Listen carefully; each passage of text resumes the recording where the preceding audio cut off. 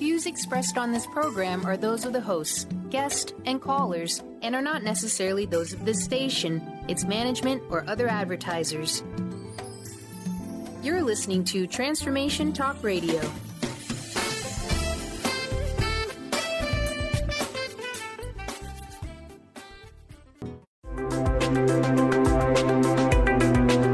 Welcome to Knowledge Book Radio with Marge Potasic. Marge was searching for the purpose of her life and the truth that would tie everything together to make sense of what was taught and what was happening on our planet, the fire that was creating all the smoke. Through many experiences, she was finally led to the knowledge book that provided all the answers. Marge is now talking about this gift to humanity on Knowledge Book Radio, so all can be united in peace, love, and harmony. This live call-in show at 1-800-930-2819 is amazing. So get ready to hear about the Knowledge Book. Here's your host, Marge Potasic.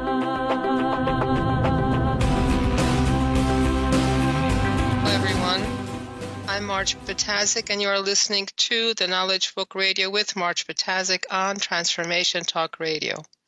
As we've been doing for the past year and a half or more, we are now talking about additional topics in conjunction with the Knowledge Book. And this week, we are going to be talking about memory.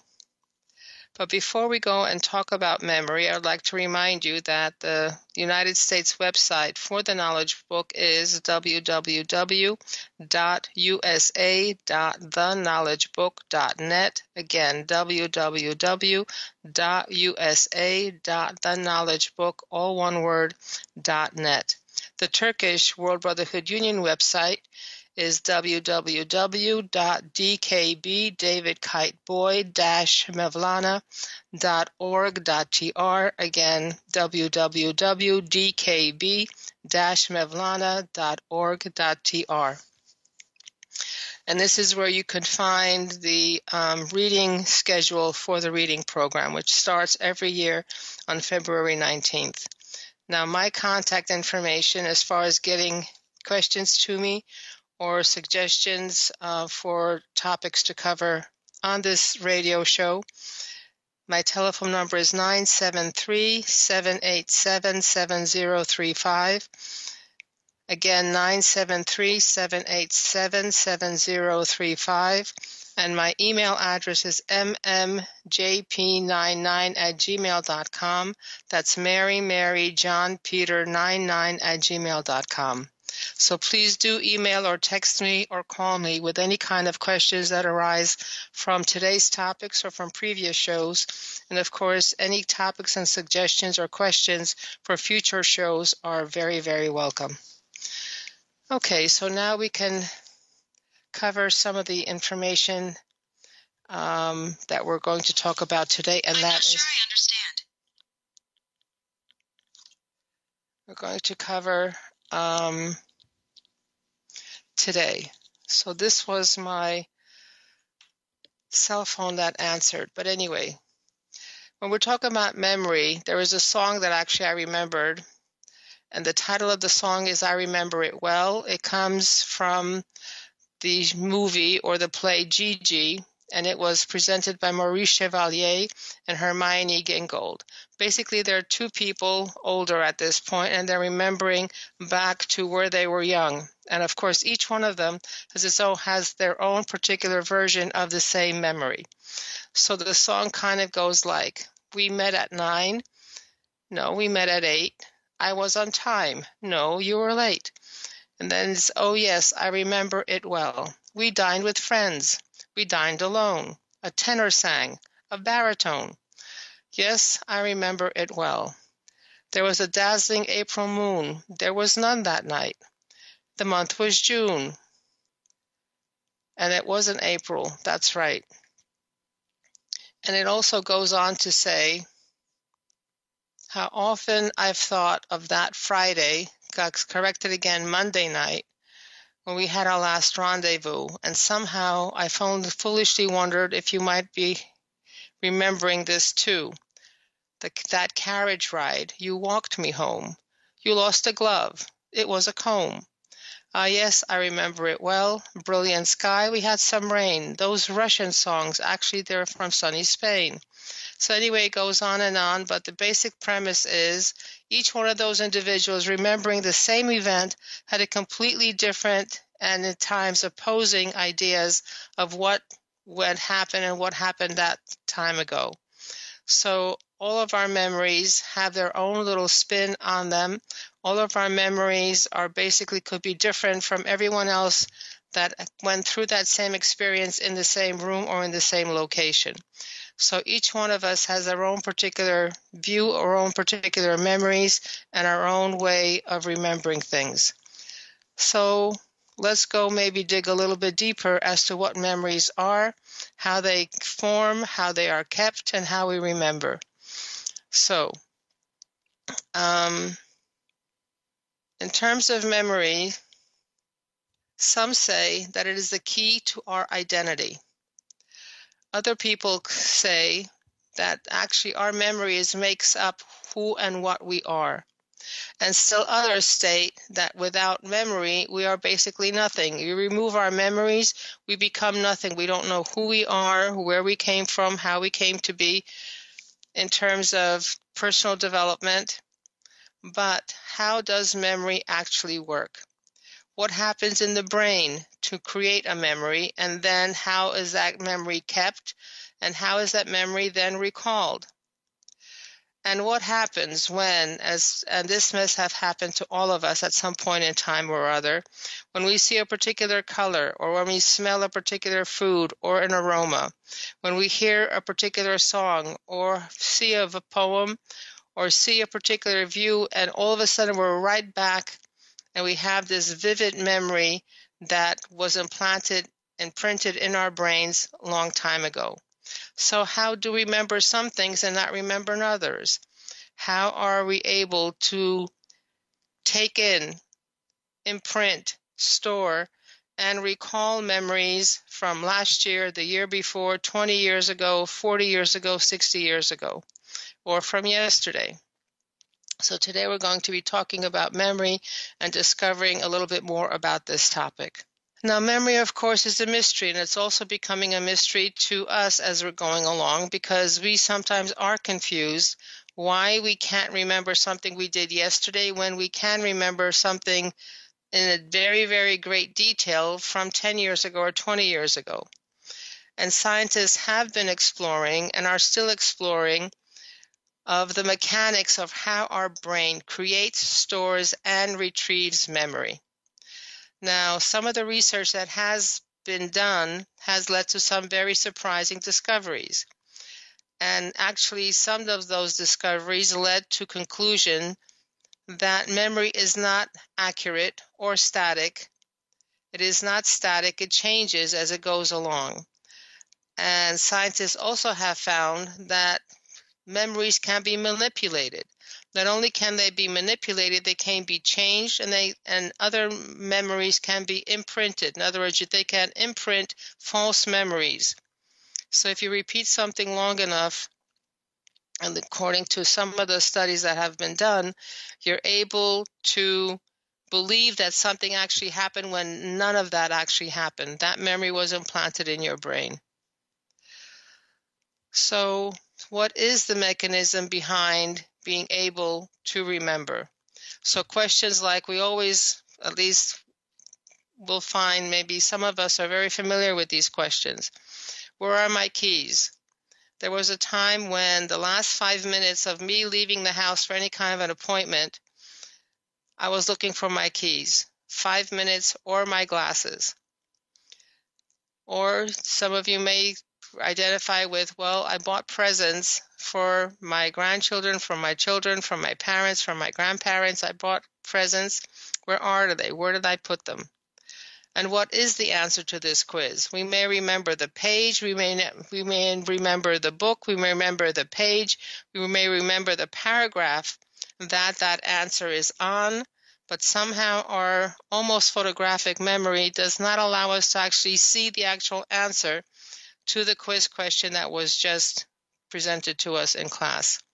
And of course, where did I put my glasses? I don't know if this has happened to any one of you, but you're looking for your glasses when your glasses are actually on your nose and you're wearing them as you're looking for them.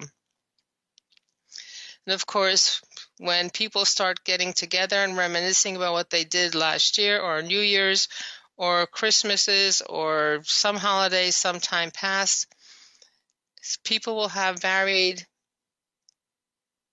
experiences and varied memories about the same event that they attended all together.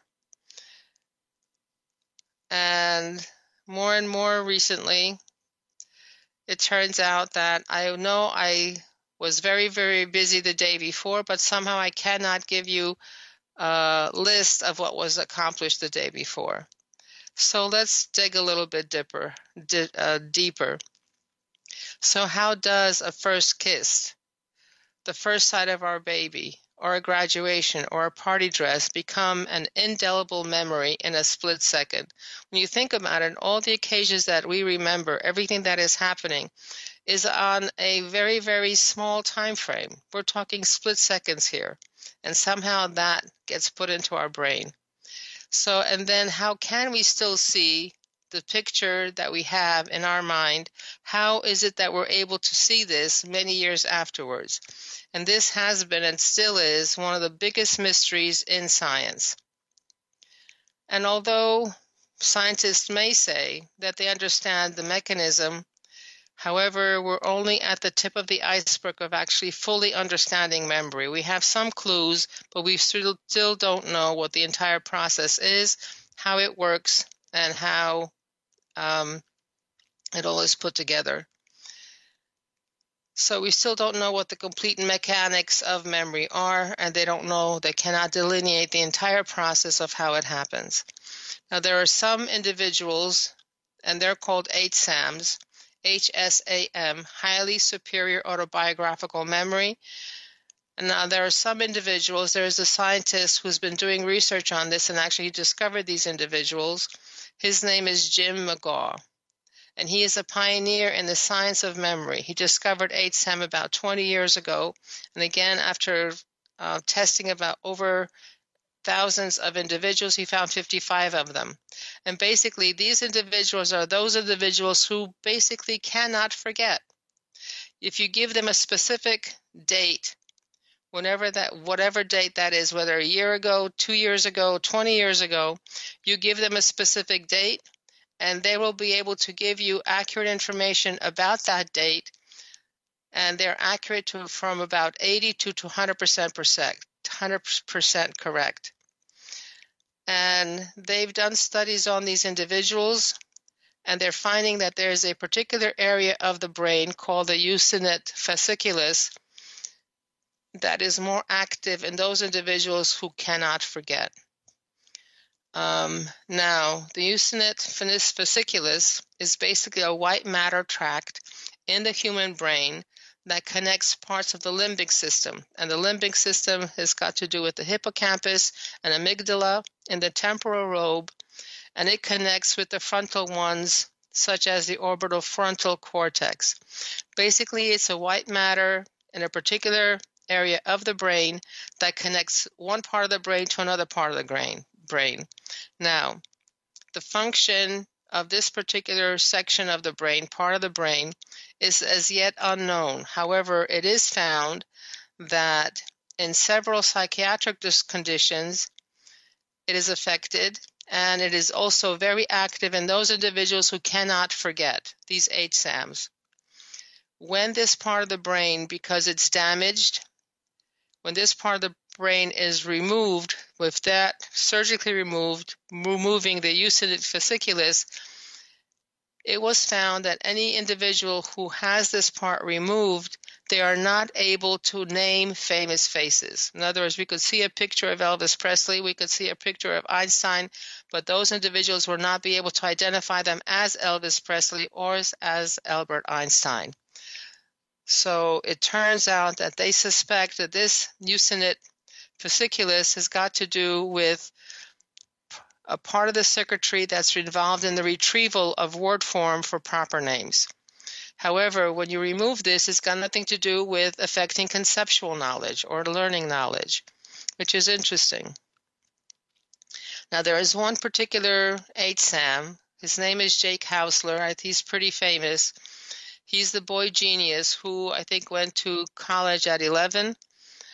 He's the youngest HSAM found, Jake Hausler, and they've been studying and mapping his brain and comparing it to the brains of other children to see how his brain works differently than all the other brains.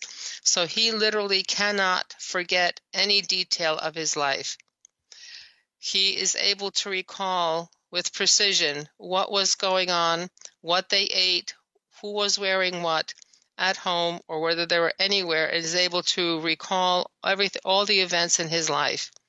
Now, one of the questions that I have, and I think others have as well, is this: do these HSAMs, these individuals who cannot forget, do they have more stuff that they store in their brain, or are they then able to retrieve it better than we do? In other words, we may have the same capacity to be able to store the memories. However, you may not have the same kind of capacity to be able to retrieve the memories. So that's another question that needed to be answered. And again, some further questions and further research on memory is this. So we have memories, and no one doubts the fact that memories do exist. However, the definition of memory is itself pretty nebulous.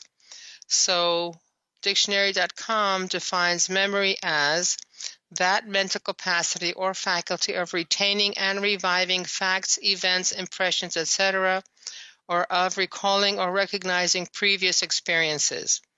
Another definition is a faculty as possessed by a particular individual, such as to have a good memory. And the third definition is the act or fact of retaining and recalling impressions, facts, etc., remembrance, recollection from memory. So prior to 1950, even though some clues were available, we did not really understand or know much about memory at all. However, there was a single patient that actually changed all of this around. The gentleman's name was Henry Molaison, and based on what happened to him and the research done on him afterwards, gave lots of clues as to what memory is, where it is stored, and how it is retrieved. So Henry Molaison, developed very severe epileptic seizures after he had an accident on his bicycle. Now, because these seizures were so severe and so impairing to his life, that neurosurgeons decided to map the area where the area of the brain where they thought the seizures actually started. So based on the studies that they made of the brain signals firing brain, they were able to locate the area where the seizures started. And what they did was actually remove that area. And it turns out that there was the hippocampus area of the brain that they removed, and they removed most of it. So they were successful. The surgery, the removal of the hippocampus, did eliminate the seizures. He no longer had seizures. However, there was a very alarming side effect. HM, he was known, was no longer able to form new memories. He could not learn anything afterwards. He could not remember anything that was happening to him. And that's how scientists were able to discover that the hippocampus was actually responsible for creating long-term memories. Now, they knew that he could not form new memories, meaning he did not know what he did the day before. Any task that was given to him was given. Basically, he thought it was something actually new that was happening. Now, there was a person called Brenda Milner who wanted to know whether he could still have some form of memory despite the fact that he could not form long-term memories. So she devised a puzzle for him. Now, the puzzle was he was supposed to trace a star figure. However, he was not allowed to look at the paper that he was drawing on or tracing on. He was supposed to be looking at it in a mirror. So his hand was blocked from his view. However, he saw his hand and the figure in the mirror. Now, if anybody has tried drawing anything by looking at a mirror as opposed to their own hand, it is difficult. So, however, after a few trials, normal people who were able to learn, regular learning and regular memory, were able to do it after a few trials. However, Henry had no long-term memory, and therefore he would not have been able to learn any new tasks, or at least that was the theory. And every time Milner was asked, every time Milner asked him to trace the star, he stated that this was the first time that he's doing it, but he's going to try. And the surprising thing is that eventually, after many, many times of trying to do this, he was able to eventually trace the star.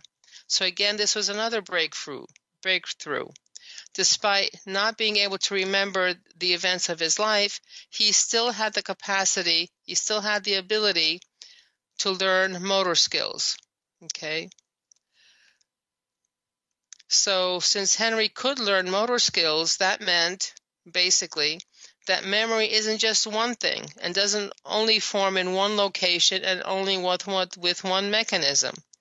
And there was another gentleman, Dan Schachter, who actually did research, and through his work it was found that there are many different kinds of memory and they depend on different parts of the brain. But even though we may know where memories reside in the brain, but knowing and understanding the underlying mechanism that puts them there ready to be recalled is actually quite something else again. So there was a study that was being done by a gentleman. His name is Eric Kandel. He's a Nobel Prize winner, and he's been studying memory for 60 years. And he wanted to know on the cellular level, on the basic structure of the human brain, on a cell level of how memories form, and then how are they saved in the brain, and what mechanism actually puts them there. So what he wanted to do, his idea was to find the cellular level changes that occurred in the hippocampus as a memory was created and stored. So what he was expecting was that the cells and the changes that they were undergoing would be unique and therefore could be recognized as they were taking place. Meaning if we had a cell with a particular configuration, and if a memory was put there or something had to change in that cell, that we could recognize that a memory was stored and actually something happened to that cell that we could measure, and that we could say that yes, this cell underwent change. He was in fact able to actually hear the sounds of the cells of the hippocampus firing as a memory was being stored, as something was being learned. So Eric Kandel decided actually, once he heard that things were happening on the cell level, meaning just sound with the firing, then he decided to use a very simple animal to test his theory out.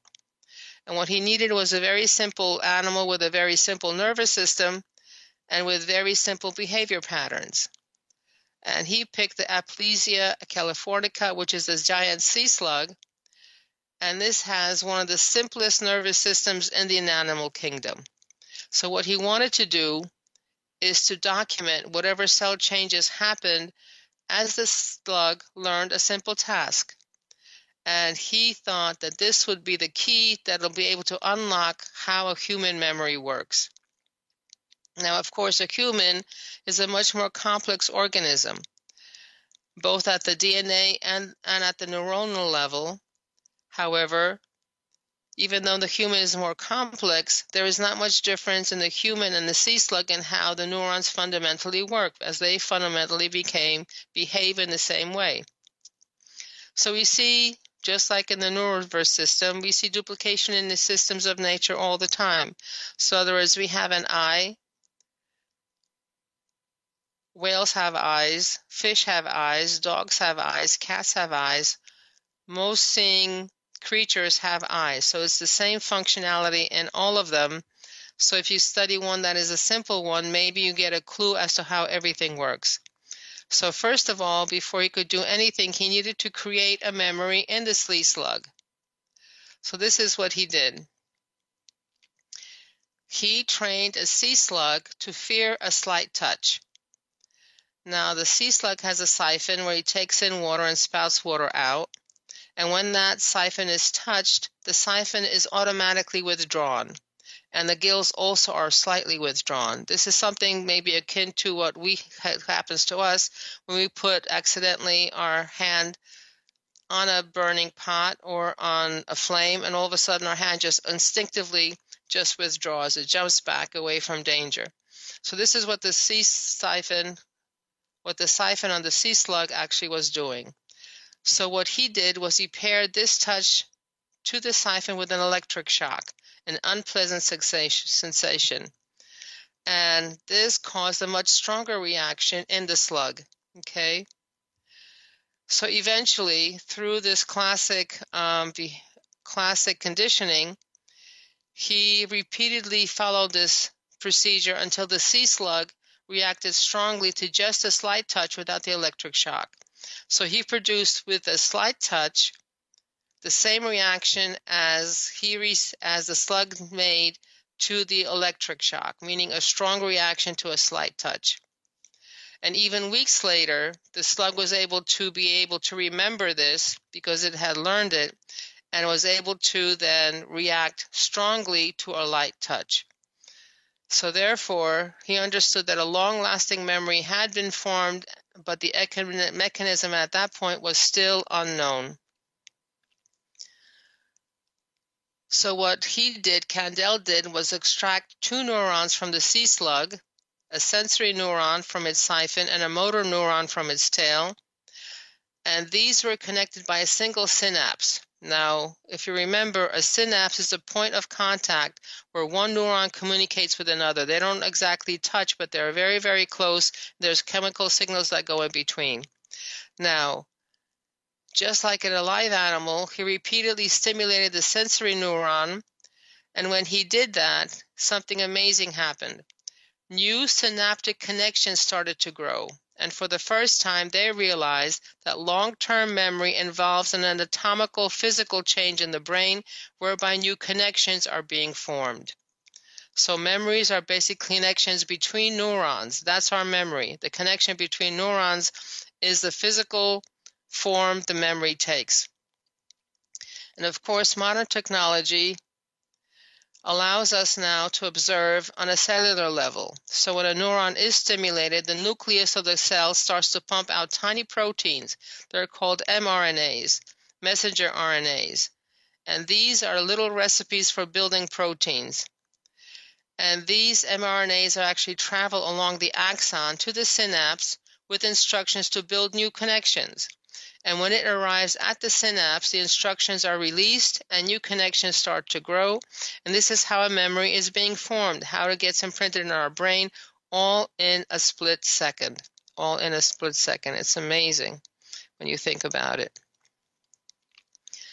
So, the anatomical changes that occur in our brain when we learn or remember something are the same in slugs and in humans and are considered the biological basis of memory. So this is something that we've been able to arrive as a conclusion. So this is what science now believes are the fundamental processes to learning and memory in all of us. And this was done and paved by Kandel's work. It's the growth of new connections that allows a memory to remain for months, days, and years. However, it is only a piece of the entire picture. Even in a sea slug, a memory is made up of about 50 neurons out of 20,000 that maybe are in a sea slug. In a human, that would mean about tens of thousands out of 100 billion neurons. It is this network that stores memory. And this is how the world dimension memory and learning is created and fixed in the brain. However, based on what the knowledge that is being given in the knowledge book, a person's evolution level dictates what knowledge is permanently imprinted at dimensions higher than the world frequency. Now, the light photon cyclone technique of the knowledge book draws down and fixes the time consciousness and energies onto the letters and provides the attainment of dimension, energies, and frequencies at that person's evolution level. It is a person's evolution level, how close we are to the actual essence and far away from ego, that actually signifies that person's frequencies. And it's only when the frequency of the brain cells are at the same level as the letters being read does the person remember and understand what was read. Now the connections in the brain become permanent. The connections are locked in place and the person remembers the knowledge gained. It's never to be forgotten again. So once you're at the evolution level of the knowledge that you are reading, those frequencies in your brain are at the same level of the frequencies in the knowledge book that is being read, and therefore those frequencies, that knowledge locks with the brain cells, and you cannot forget. If you forget, that means you're still not at the evolution level that allows you to remember that particular knowledge in that particular frequency in the knowledge book. And the other part of the light photon cyclone technique, it also blocks any energies and frequencies higher than the person's consciousness level, and the brain is then protected from any shock. The person gradually increases their energies and frequencies and knowledge. So gradually over time, as we're reading the knowledge book over and over again, either according to the reading program or on our own, as how we see fit, as we evolve, as we go closer and closer to essence, to our true selves, and as we go away from ego and we go away from the world dimension to higher and higher energy dimensions and frequency dimensions, we are then able to remember more and more and understand more and more. Okay. So the next question, of course, was, okay, we have a basic understanding and knowledge as to how the process of memory is formed. However, where are they actually going? Where are they stored? Where are they held in the brain? So even though we have some idea of how memory is done, how memory is implemented, how memory is imprinted, but however, we do have no idea as to location of a particular memory, as to where that memory lives. And that is still rather more of an unknown than a known. However, they did make some progress in this area. So there are new brain imaging tools, and they are being used by in neurological research, and they're charting the memory in the human brain. So science has now a rough map, an approximate map of where some of our memories live, and as it turns out, it is not stored like a book on a particular shelf in the library or like a particular letter in an envelope. It's not in any one particular area of the brain, because different parts of memories are coded in different parts of the brain. So when we're remembering something, we're not taking a book off the shelf, opening it, reading that memory, and putting the book back, closing the book and putting it back on the shelf. Or if that knowledge is or memory is like a piece of paper in an envelope or a letter in the envelope, we're not opening up that envelope, taking out that letter, reading whatever's in that letter as a memory, putting it back in the envelope and putting it back on your desk. It turns out that the visual elements are stored at the back of the brain in the visual cortex. The smell components are stored in the olfactory cortex just above the nose. The motor or kinesthetic elements, movement, touch, are stored in the motor cortex at the top of the brain. Any emotional elements of that memory are coded in the deep brain structures like the amygdala. It is the hippocampus that grabs these individual brain anatomical areas, bundles these bundles of information, and binds them all together. So, in summary, the memory is initially split into its functional parts: sight, touch, smell, whatever component it is. It is put into its own particular part of the brain that corresponds with that function.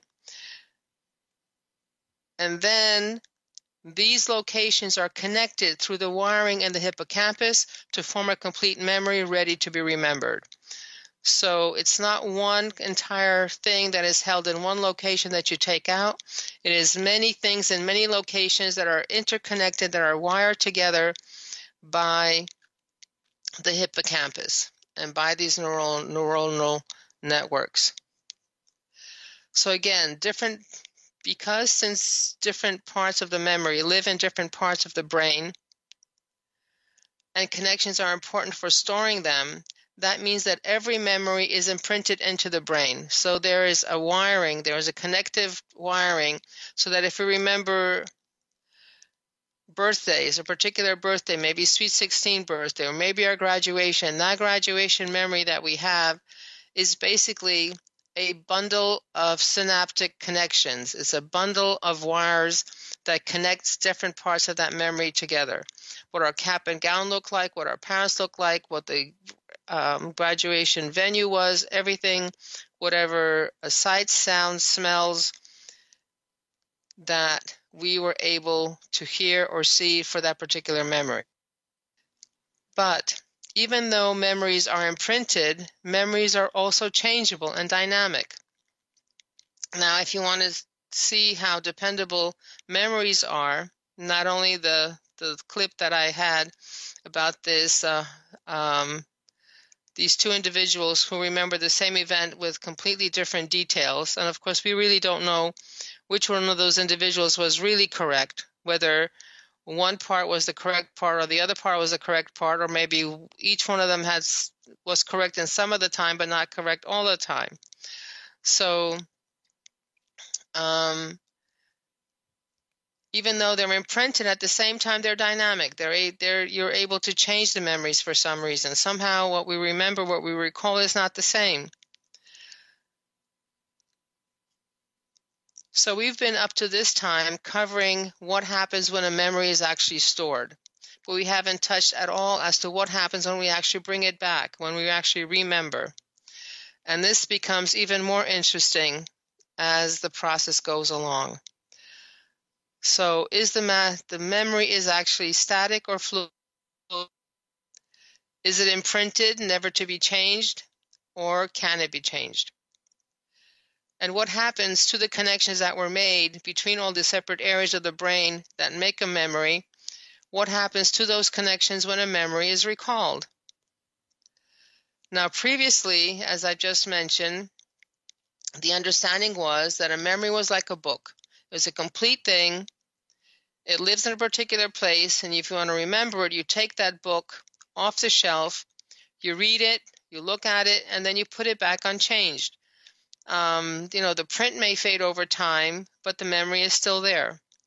There's a gentleman, Karen Nader, who went to one of the lectures that was given by Eric Kandel. This is the guy that was studying memory for 60 years with the sea slug. And he described how memory, Eric Kandel was describing his research into memory, and Karen Nader had a question. Okay, fine. What if what happens when a memory is created also happens when it is recalled? What if the same process both produces and recalls a memory? So this was an interesting question because nobody expected that the process would be the same. So Nader designed an experiment again to test his hypothesis. So what he did was he trained rats to fear the sound of a tone. So every time that tone was given, he also applied a shock, a mild shock. And of course, the mouse or the rat was afraid, so they would freeze, so they could actually see when the rat remembered what was going on. So when that sound was heard and shock was produced, the rat would stop moving because it would be frozen in fear. Now, rats created long-term memory were the ones that when they heard the tone, they would freeze without receiving a shock. They just would freeze at the sound of the tone. And Nader, at the beginning of the experiment, again played the tone to make sure that the rat's memory was still there and it froze as it was expected to freeze. And then what he did was inject into the mouse brain.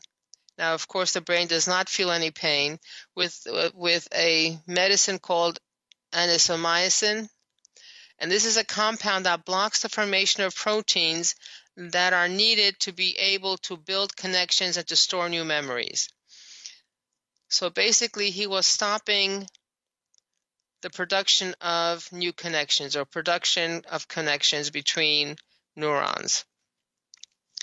And his hypothesis was that since the rats had already formed the memory, the injection of this medication, this compound, this anisomycin, should not have any effect whatsoever on the rats, meaning the rats should be able to remember and be able to freeze at the sound of the tone. However, what actually happened after the injection, the rat did not react at all to the tone and kept moving happily about the cage. It's as if the rat had never learned the tone, shock, freeze correlation. So what he proved was that both the creation and recollection of memory uses the same pathway, the same mechanism, and therefore, despite the fact that that memory exists, it is possible to change the memory by the act of recalling it. So memory is vulnerable to alteration, and this was an absolute shock. Okay, maybe this is now time for a break. And you've been listening to Knowledge Book Radio with Marge Pachacek, and to remind everyone that our website is www.usa.theknowledgebook.net. My telephone number for questions and topics is 973-787-7035. Email address mmjp99@gmail.com, maryjohnpeter@gmail.com. Stay tuned. We'll come back and we'll finish this topic of what we've been covering.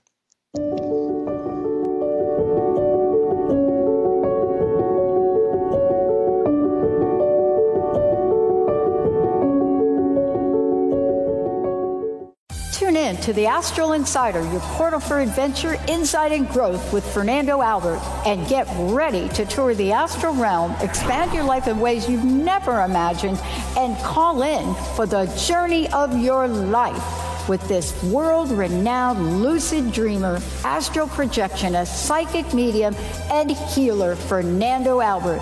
This is every second and fourth Monday at 9 a.m. Pacific on TransformationTalkRadio.com. A word of caution: if you prefer the status quo and you are not interested in improving every aspect of your life, this book will trigger the shift out of you. The Truth is Funny, Shift Happens is available now. Author Colette Steffen brings the powerful knowledge and life-changing energy and empowerment from the radio airwaves to the pages of her new book.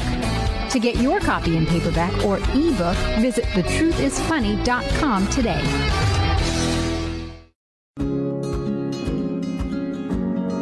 Hi, I'm Jane Matanga with Grow Your Soul Radio.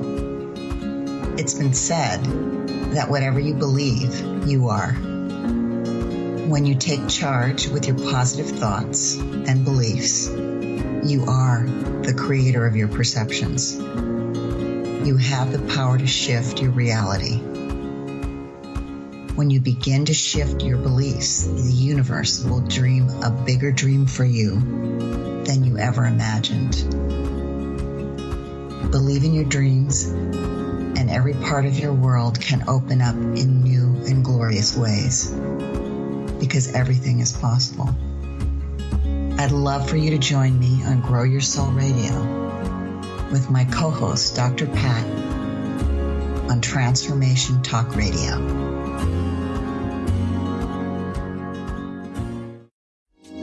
It's time to get your life back on Burn Bright Today with Jennifer Marcinelli.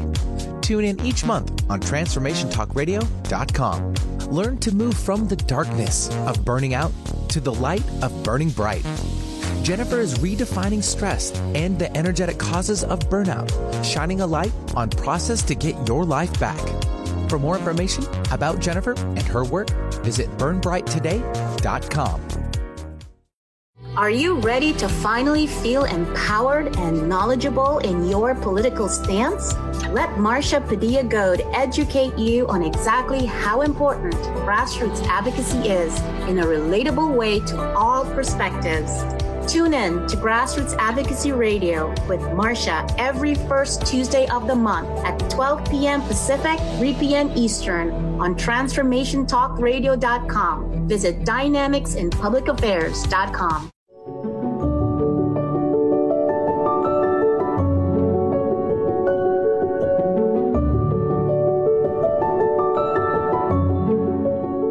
We're back on the Knowledge Book Radio with Marge Pachacek on Transformation Talk Radio. www.usa.theknowledgebook.net, 973-787-7035, and mmjp99@gmail.com, marymaryjohnpeter@gmail.com. Again, these are for information about the Knowledge Book. This is for additional topics or questions about the topic we covered, had previously covered, or would like to cover in a future show. Okay, so now we'll continue with memory. So what we left off, we basically got to the conclusion through Nader's work that memories are fluid and that recalling a memory uses the same mechanism as making a memory. And as you're recalling a memory, this has the effect of disrupting the memory, and this was a very significant discovery and advancement in understanding memory. And therefore it changed everything that scientists have thought about memory. Every time a memory is recalled, the memory needs to be resaved, reconnected by creating new proteins to essentially rewire the memory into the brain. And this, of course, led to thousands of experiments, resulting in both confirmation and expansion of the understanding. Neuroscientists have found that memories could be altered or even removed. This means, and this kind of work paved the way to treat severe phobias, PTSD, post-traumatic stress disorder, and drug addiction. So there is hope now for those individuals who have these conditions, who are undergoing these conditions, that their memories could be ameliorated, they could be changed through the work that is being done by science. Now, are memories reliable? So if this mechanism that puts the memory in place and is the same mechanism that needs to be done correctly when a memory is recalled, that means every time we recall a memory, we can change it somewhat. And therefore, that's why when we remember a particular event, and more than one person was at that event, whether that was the shooting in Dallas, when Kennedy was shot, or the assassination of Martin Luther King, or any event, happy or sad or somewhere in between, when any event is recalled and more than one person is at that event, their memories would be different, can be different. Now, Elizabeth Loftus has been studying how unreliable memory is for over 40 years. And memory errors are all around us. And instead of asking whether we do or do not have false memories, the question actually should be, how false are our memories? So research has actually shown that false memories of something that never happened can be implanted with the subject really believing that the event happened. More and more is being discovered every day. Science still has a long journey before it can fully understand memory and learning. Now, recently it was also found that magnetic fields can affect memory. So not only our recollection process and our being not able to exactly put the memory back the way it was before, unlike these 8 SAMs who can remember everything exactly from 20 years ago or 30 years ago, exactly what they did, how they did, what it looked like, what the taste was, they can recall exactly. So they have the ability to put back the memory exactly as it appeared, as it existed prior to their remembering it. So the basic premise is that the memory is connected to a certain magnetic field. So a memory can be recalled only when the magnetic field is the same as when it was created. So when I go to Turkey, I'm in a different magnetic field. We're in Turkey, we're directly in the alpha channel, where everywhere else on this planet we're getting reflections of the alpha channel through the Knowledge Book.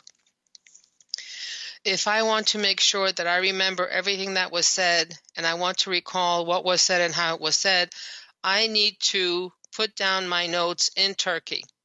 Because once I leave Turkey, I cannot remember everything that I tried to remember when I was there. It was amazing how this particular piece of knowledge from science actually correlated with my actual experience. Okay.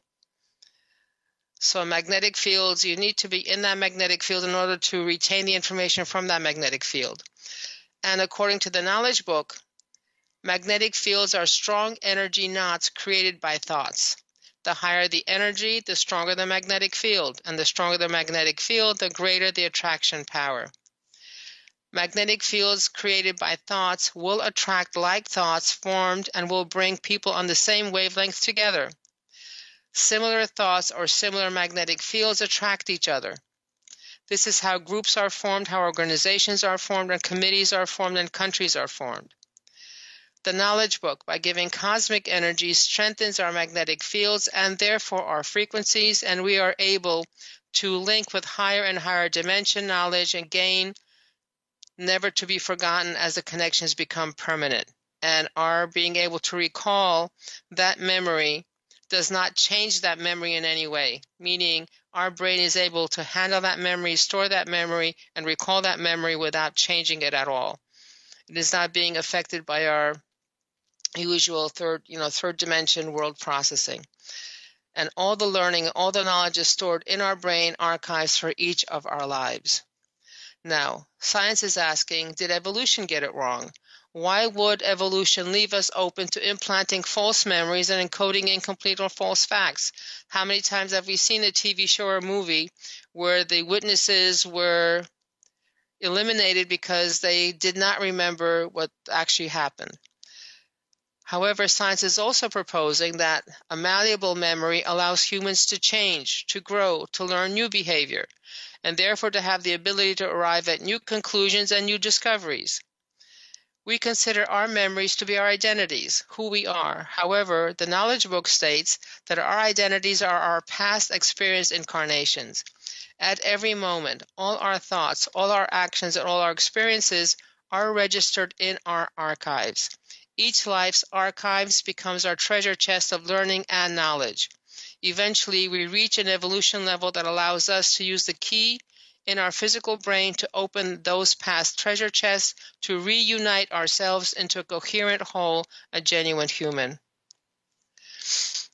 And through the brain gymnastics of the Knowledge Book, our thought goes from the speed of light at zero frequency, third or world dimension, to multiple times the speed of light, and eventually leading to many thousands of times the speed of light. Just as our brain has different parts of a memory in different places and then connects them to form a complete memory, the Knowledge Book has the same word in different contexts throughout itself. But here our thoughts and the level of their frequencies, evolution level, have the function of connecting them to a cohesive whole, a complete dimension that thereby opens that dimension, that knowledge and energy to us. Each human is in a different reality, at a different evolution level, each progressing at their own rate. As we individually reunite and individually become a whole, a genuine superhuman, all of us, by means of the accelerated evolution plan through cosmic influences and the path designed in the Knowledge Book, are unifying into a greater totality as superhuman totality and unified reality. So basically this session, this program was devoted to memory, how the memory is stored, how it all works, how it all functions, and how it correlates to the Knowledge Book. So basically, to recap, our memories are basically stored in different parts. The memory itself, the partitions or portions of each memory is stored at different locations in the brain, and then what makes the memory a totality, a whole memory, is the connections between those locations. So the part memory of everything is stored together, and everything is held in our brains, and our brains are amazing computers, biological computers. So we've only got a little bit of time left, and I would like to remind everyone that we still are able to send you the 3 chapters from the Knowledge Book as samples for you to see whether this is something you would like to pursue or not. Please contact me with any kind of questions you may have or about the Knowledge Book or the topics we've been covering. And we'll be covering more topics on a weekly basis. So please do contact me, either telephone, text, or email. The Knowledge Book focal point location has changed, so please contact me for the new location of the focal point. We have not been able to change the website yet, but it will be changed shortly. So humanity's verdict is in humanity's hands, as Mrs. Shiddock often tells us. And the Knowledge Book also states that you are the ones who will save the world. Until next time, take care. You've been listening to Knowledge Book Radio with Marge Potasic.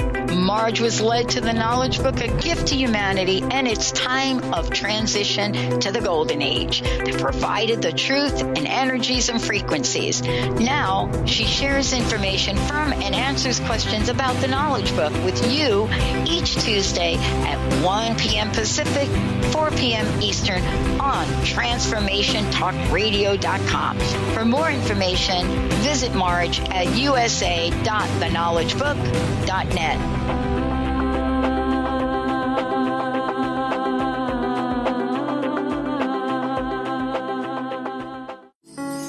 Are you ready to stop stress, anxiety, and low self-esteem from running your life? Join award-winning author Dr. Friedemann Schaub for Empowerment Radio and learn breakthrough solutions to switch out of survival mode and approach every day with great ease, joy, and purpose. Tune in the first and third Wednesday at 11 a.m. Pacific to Empowerment Radio with host Dr. Friedemann Schaub on Transformation Talk Radio. Visit thefearandanxietysolution.com to learn more. How often do you find yourself wondering, why me? Learn a new shift in perspective to see how everything that takes place in your life is actually working for you and shifting you towards your own enlightenment. Tune in to Blank Enlightenment Radio with Misty Thompson each month on TransformationTalkRadio.com. For more, visit MistyMThompson.com. That's MistyMThompson.com.